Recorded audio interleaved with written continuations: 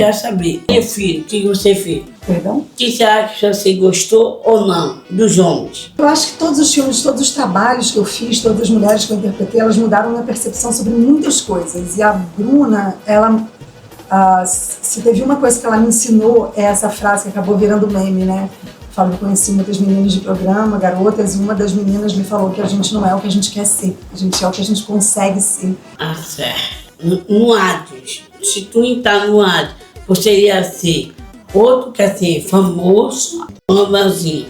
Eu acho que eu ia ser planta.